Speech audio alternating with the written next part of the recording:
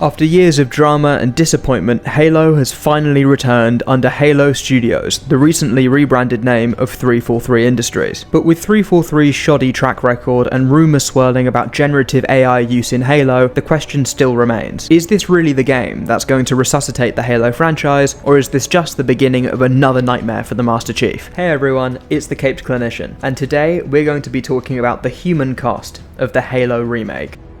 Now, if you're not aware, let's catch up quickly so we're all on the same page. Halo Studios, formerly 343 Industries, recently revealed the first look at their next Halo project, called Halo Campaign Evolved. It's a full-on remake of the original campaign for Halo 1. This time it's in Unreal Engine 5, and it uses new graphics technologies to make the game look even better than before. But there are some additional changes too, like the addition of Sprint, and 9 new weapons formerly never seen in the original Halo game. Now, I'm quite excited to talk about some of this stuff in more detail, because I'm a really passionate Halo fan, and I want to get really deep into the nitty-gritty of the weapons, the sandbox, and the new bonus levels, but I'm going to save that for a special video coming out later. But today's video is actually about something perhaps a little bit more serious underlying this entire game. There was a little bit of drama and speculation before this game was announced, because Rebs Gaming reported that AI is being woven into all areas of Halo game development at Halo Studios. Now, there was a bit of back and forthing on whether or not this reporting was accurate. Jez Corden, who works at Windows Central, said that Halo is not using generative AI in its game dev / art assets, etc. for its next game. He said Microsoft has no mandate on studios to use generative AI for games, and he's sure it's being used for emails and stuff like that, but they're not making a generative AI game here. So it seems like a pretty simple story, right? One insider, Rebs Gaming, says AI is being used in all areas of Halo game development, and on the other side we have Jez Corden, saying it's not being used virtually at all. So which one would we believe? Well, naturally, you might think to go with Jez Corden. After all, he's a reasonably well-respected insider. He works for Windows Central, and he has made big reports before, but ultimately his track record isn't as good as you might think. He has made a good couple of scoops before, like debunking the idea of the Xbox Prime. If you didn't hear about that, there was a little rumor a while ago that there was a new Xbox called Xbox Prime, or at least codenamed Xbox Prime, coming out next year. And he said that they are making new hardware, but that won't be coming out next year. And it hasn't been announced, so we can be pretty sure that he's correct. But the nature of what Jez Corden chooses to report on is probably where we should be raising the biggest question marks. Most of his claims are about what isn't happening, not what is going to happen and when it's going to happen. So it's hard for us to actually validate a lot of the reports that Corden makes. For example, Corden has claimed that the next generation dev kits for the next Xbox haven't been released yet. But if a dev kit was to be released, it would be difficult for us to find that out straight away. A lot of Corden's sources are internal, and it's difficult for us to find out who he's been speaking to and how to get in contact with them independently. So ultimately, I think Jez Corden is less reliable than people really give him credit for. Fine, you might say. Jez Corden isn't really the clear winner here. We have Rebs Gaming and Jez Corden, and they're both kind of the same in terms of their credibility. So let's look elsewhere for proof that can substantiate either one of these people's claims, and what that might mean for the Halo remake. The biggest piece of evidence that's actually going in favour of Rebs Gaming is the recent departure of Glenn Israel, an art director at Halo Studios who'd worked at the company for 17 years. What he said was actually very interesting and has caused quite a stir in the Xbox and Halo communities. This is what he had to say on LinkedIn following his departure. As of today, and after 17 long years, I am officially no longer contributing to the Halo universe. There's little more I can say for the moment, though I intend to share this particular story in its entirety when it is absolutely safe to do so next year. In the meantime, I have a message for anyone and everyone who needs to hear it. I know that the state of our industry seems dire, but never forget that you are free to choose. No illusion of security nor promise of wealth or fame or power is worth trading away your health, your dignity, your ethics or values, and no one can force you to. Stay strong, take evidence when necessary, and find where you belong. As always, I'll be here if you need to talk. Clearly something really serious is going down at Halo Studios, and it's more than just a little workplace debate over Master Chief's next armor design, or are we going to include 60 rounds for the assault rifle,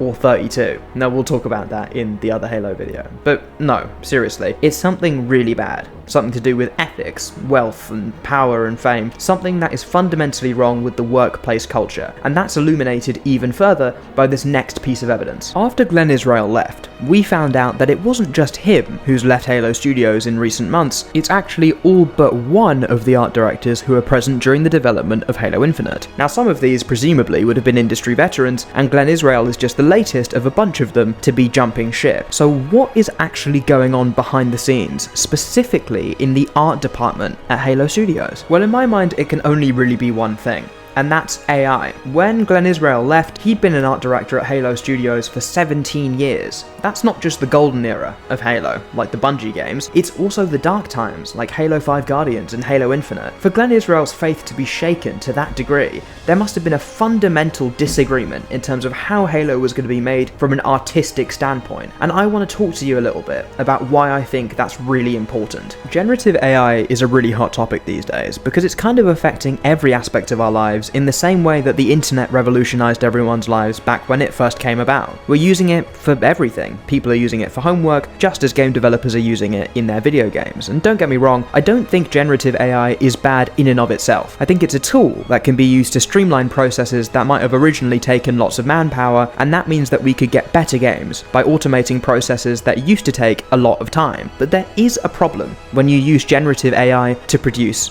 art, and I use that term very loosely for good reason. There are many reasons why people might use generative AI to develop things that look like art, like people who have very little money who are using it as a proof of concept for something they might end up improving later, like little business signs, business cards, that kind of thing. But this isn't a small indie company. This is 343 Industries, or I should say Halo Studios, funded by Microsoft, a multi-trillion-dollar organization. Them choosing to use generative AI in every aspect of Halo game development, like Rebs Gaming said, shows that even though they could pay artists to make really good, original, authentic pieces of Halo Combat Evolved artwork, they've chosen not to because the easier thing is just to make Microsoft Copilot do it. It's fundamentally lazy, and it's soulless. When you're making a remake, you as a developer have a responsibility to interface and appreciate the art of the original source material, in this case Bungie's Halo Combat Evolved. You're almost having like an indirect discussion with the people at Bungie 24 odd years ago.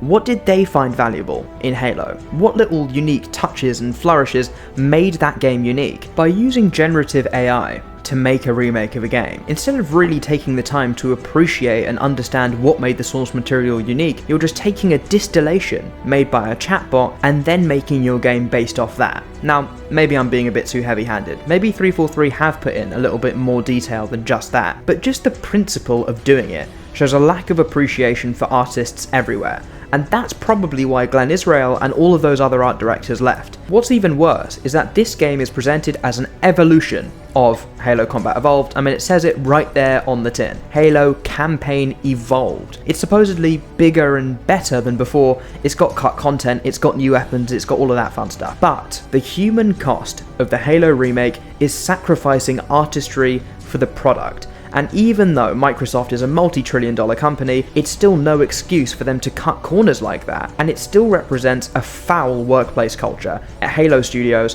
which is surely part of why Glenn Israel left. So really, above the price tag, and above our dogmatic objections to things like Sprint or the change to assault rifles, this is the real problem with the Halo remake. The loss of the passion, the loss of the soul behind the art, and it's something that we need to be talking about more, because if we don't, this is going to creep into every game we play in the next decade. But I leave it to you. Please let me know in the comments what you think about this whole debate. Do you think that generative AI is a curse on Halo and it needs to be removed entirely? Do you think there's a bit of a middle ground to be found here? Or do you think that they should go full throttle? Because then maybe we'd get Halo games more often, even if it's at the expense of the artists. Let me know down below. I'm really excited to hear what you think. And if you're excited to see my next video, where I'm going to do a deep dive into the Halo CE remake and cover everything from the narrative to the gameplay, the weapon sandbox, and even the little granular things like that little new light on the front of the Magnum, subscribe so you don't miss a single thing. See you next time.